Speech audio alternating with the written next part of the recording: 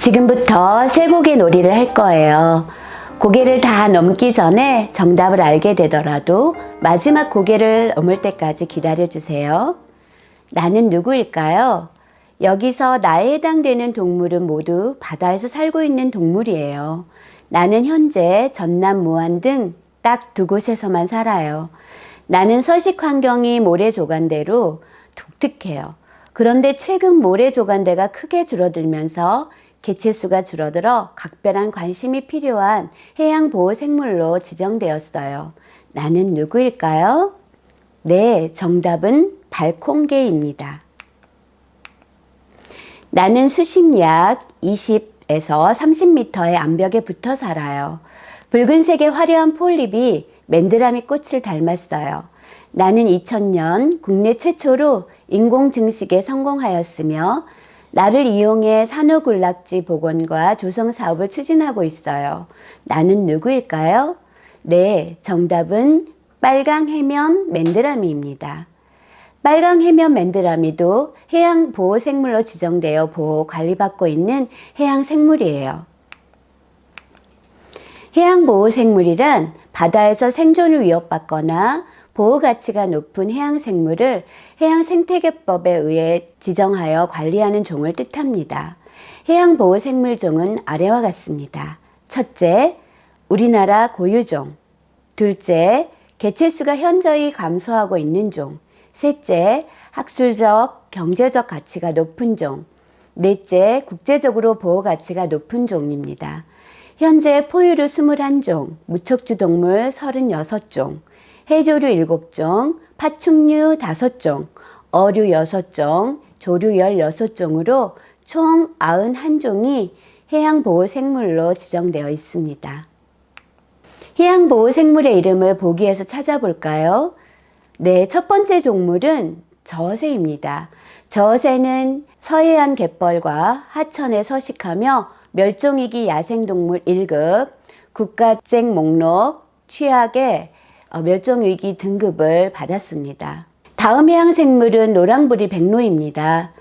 강가의 숲에 모여 사는 다른 백로들과 달리 번식기에 노란색을 띠는 부리를 가지고 있으며 옛날에는 중국, 일본, 홍콩 등지에서 번식을 했으나 지금은 전 세계의 반수 이상이 대한민국 무인도에서 번식 중입니다. 대한민국에서는 천연기념물 제361호로 지정되어 있는 새입니다. 다음은 상갱이입니다. 수생 포유류로 쇠물돼지라고도 하며 주로 바다 및 강 하구에서 서식합니다. 크기가 작아서 민물에서도 문제없이 살 수 있기 때문에 강 상류에서도 볼 수 있어요. 작은 눈, 아기 같은 얼굴형, 웃는 형태의 입모양 등 상당히 귀여운 외모를 지니고 있습니다. 다음 해양생물은 점박이 물범입니다. 독특한 고유 무늬로 서로를 구분하는 점박이 물범은 매년 우리나라를 찾아오는 손님입니다. 한때에는 서해에서 약 8,000마리 정도를 볼 수 있었지만 기후변화, 서식지 감소, 그리고 무단 포획 등으로 인하여 현재는 1,500마리 정도로 줄었습니다. 다음 해양생물은 가시해마입니다. 가시해마는 머리와 몸의 마디마디 사이에 가늘고 뾰족한 가시를 지니고 있고 생김새가 말을 닮았다고 해서 붙여진 이름이지만 고래와 같은 해양 포유류가 아닌 어류에 속해요. 가시해마는 우리나라 남해안, 일본 서부 남부, 대만, 필리핀, 말레이시아, 인도네시아 등에서 살아요. 그러나 우리나라에서는 2004년 9월 남해안의 여수 주변 연안에서 단 2마리가 발견되는 등 개체수가 어마어마하게 줄었어요. 다음은 해양수산부가 12월에 해양생물로 선정한 홍살귀 상어입니다. 홍살귀 상어는 머리가 알파벳 T자 형태로 망치처럼 생겨서 망치상어라고도 불립니다. 홍살귀 상어와 귀상어 모두 망치 모양 머리를 하고 있으나 홍살귀 상어는 머리 한가운데가 움푹 파여 있고 귀상어는 볼록 튀어나와 있어서 쉽게 구별할 수 있어요. 홍살귀 상어의 머리가 양옆으로 넓어진 것은 시각과 후각기관을 발달시키는 방향으로 진화한 결과로 추정됩니다. 이 때문에 다른 상어에 비해서 시야가 넓고 후각이 발달해 아주 희미한 냄새까지 맡을 수 있어요. 샥스핀 등 식재료로 쓰이는 상어 지느러미는 동아시아 지역에서 고가에 거래되고 있어요.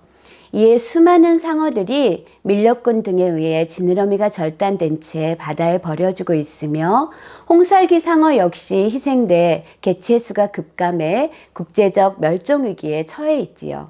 다음은 국제적 멸종위기종인 장수거북입니다.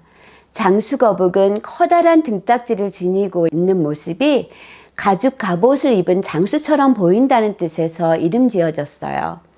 지구상에 사는 거북류 중 가장 크기가 큰 종으로 최대 몸 길이는 3m, 최대 몸무게는 900kg에 이릅니다.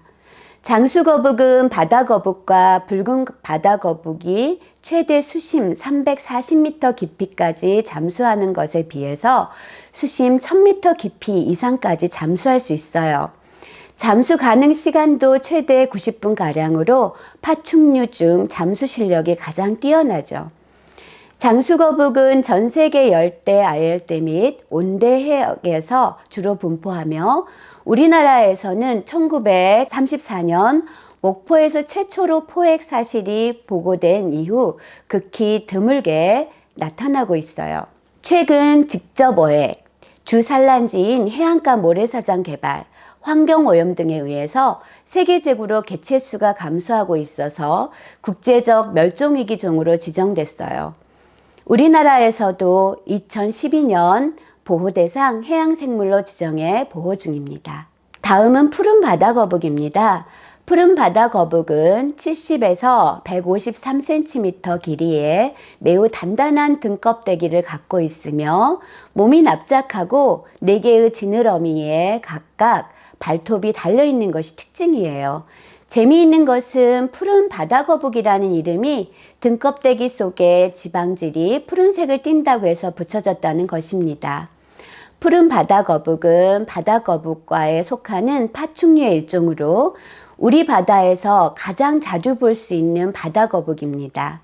하지만 최근 연안 개발 등으로 바다거북의 산란장이 훼손되고 폐 비닐을 먹이로 오인하여 먹거나 폐 그물이 몸에 감기는 등 인간이 버린 해양 쓰레기로 인해서 바다거북의 생존이 위협받음에 따라 해양수산부는 2012년 푸른 바다거북을 포함한 국내 연안에 주로 출현하는 바다거북 4종을 보호하기 위해서 해양보호생물로 지정해 관리하고 있어요. 다음은 해조류 중 유일하게 해양보호생물로 지정된 삼나무말입니다. 삼나무말은 잎이 육지식물인 삼나무와 비슷하게 생겼다고 해서 이름을 그렇게 붙인 거예요. 삼나무말은 울퉁불퉁한 혹을 부착기로 활용해 수심 5m 부근에 안반에 붙어서 생활합니다. 안반이 잘 발달된 곳에서 쇠미역 등과 함께 넓은 바다숲을 형성합니다. 해양생물들이 서식처 산란장으로 이용하는 등 높은 생태적 가치를 지니고 있어요. 최근 기후변화로 인한 해수온도 상승과 환경오염, 해조류를 갉아먹는 성게의 이상 증식 등 삼나무말의 생존을 위협하는 요인들이 점차 늘어나면서 삼나무말은 우리 바다에서 사라질 위기에 처해 있어요. 다음은 거머리말입니다. 거머리말은 연안의 모래나 펄 바닥에 뿌리를 내리고 사는 여러 해살이 바다식물 잘피의 일종이에요. 거머리말은 바다의 보물 같은 존재예요. 연중 무성한 군락을 이루면서 수많은 어린 물고기의 은신처 역할을 해주고 수산생물의 서식에 도움을 주는 산소와 유기물을 연신 만들어내기 때문입니다. 해양보호생물로 지정하여 보호하는 이유는 무엇일까요? 첫째, 생존을 위협받거나 바다에서 중요한 역할을 하고 있기 때문이에요. 둘째, 해양생물, 특히 해양 포유류가 멸종하면 연쇄적으로 먹이사슬이 붕괴되어 생물 다양성이 무너질 수 있기 때문이에요. 셋째, 만약 해양생물의 다양성이 무너진다면 해양 생태계 또한 무너질 것이고 더 나아가 전 지구적인 생태계 또한 이상이 생길 것이기에 이를 막기 위해 다양한 노력을 하고 있는 것입니다. 그럼 해양보호생물을 보호하는 방법에는 어떤 것들이 있을까요? 첫째, 부상과 탈진이 되거나 어구, 혼액으로 인해서 구조가 필요한 해양보호생물을 발견했다면 119 또는 국립수산과학원 고래연구센터를 통해서 구조신고를 요청합니다. 둘째, 일상생활 속에서 폐기물의 발생을 최대한 줄이려고 해야 됩니다. 셋째, 해양생물의 다양성 보호를 위한 우리들의 관심과 노력이 필요합니다. 넷째, 해양생물의 멸종은 인류의 생존과 무관하지 않기 때문에 국가 간의 협력이 필수적입니다. 다음은 새롭게 만들어진 신조어들로서 단일어 더하기 단일어로 나누어 보고 해양 환경을 보호하기 위해 어떤 활동들을 진행하고 있는지 예상하여 써보겠습니다. 첫째, 비치코밍. 비치 더하기 코밍으로 나눌 수 있어요. 해변과 빗질하다의 합성어인 비치코밍은 해변에서 조개, 조개껍질, 해조류, 나무조각, 유리조각, 바닷속 돌과 같은 다양한 자연물질을 수거하는 취미 활동입니다. 오늘날에는 쓰레기량의 증가와 해양 폐기물이 해변에 모이는 현상으로 인해서 비치코밍은 이러한 의미에 더해져서 해변의 쓰레기들을 줍는 행위까지 의미가 확장되었습니다. 즉, 비치코밍은 해변을 기반으로 한 느긋한 산책과 탐험을 조화롭게 결합한 활동이자 환경보호 운동입니다. 줍깅은 쓰레기 줍기와 조깅을 합성한 신조어입니다. 줍깅 캠페인은 가벼운 달리기나 산책을 하면서 쓰레기를 주워 건강과 환경을 모두 챙기는 친환경 캠페인입니다. 걷고 달리는 활동이기 때문에 편안한 복장과 운동화는 필수적입니다. 그리고 오염이 심하거나 손에 닿지 않는 쓰레기를 치우기 위해서는 집게와 유리조각이나 철사에 손이 긁혀 다칠 수 있으니 그것을 예방하기 위해서 목장갑, 또 그리고 쓰레기를 담을 종량제 봉투, 이 5가지만 있으면 줍깅 준비 완료입니다. 반려해변이란 주요 지역의 해변을 지정, 기업이나 민간단체 등이 참여해서 마치 자신의 반려동물처럼 해변을 아끼고 돌본다는 의미인데요. 1986년 미국에서 처음 시작돼서 영국, 호주 등 전 세계로 확산되고 있어요. 물론 우리나라에도요. 우리나라는 2020년 제주도 시범 사업을 시작으로 지금까지 약 40개의 반려해변이 있어요. 이 반려해변 프로그램은 해양환경 보호에 관심 있는 기업, 단체, 학교 등 누구나 참여가 가능해요. 입양한 해변을 가족처럼 아끼는 마음만 있다면요. 물론 현실적으로 해야만 하는 일들도 있어요. 반려해변으로 지정될 경우 2년 동안 지정된 구간의 해변 쓰레기를 연 3회 이상 청소해줘야 돼요. 또 해양환경보호 인식 증진을 위한 캠페인도 연 1회 이상 실시해야 하고요. 마지막으로 주운 쓰레기의 종류와 수량을 클린스웰 앱에 기록해주면 끝입니다. 아끼고 돌보고 또 일지로 기록하고 반려동물을 키우는 것과 비슷하지요? 이것은 해안가에 방치된 쓰레기를 알리고 쓰레기를 주우면서 걷거나 뛰는 줍깅을 실천하는 새로운 국민 참여형 연안 정화 활동인 알줍 캠페인 활동 홍보물입니다. 알줍 캠페인을 참고하여 해양 쓰레기 줍기 캠페인 활동의 활동명 2글자로요. 활동 시기와 장소, 활동 내용, 참가 방법 등을 써보세요. 그림을 그려 넣어 홍보물을 완성해 봅시다.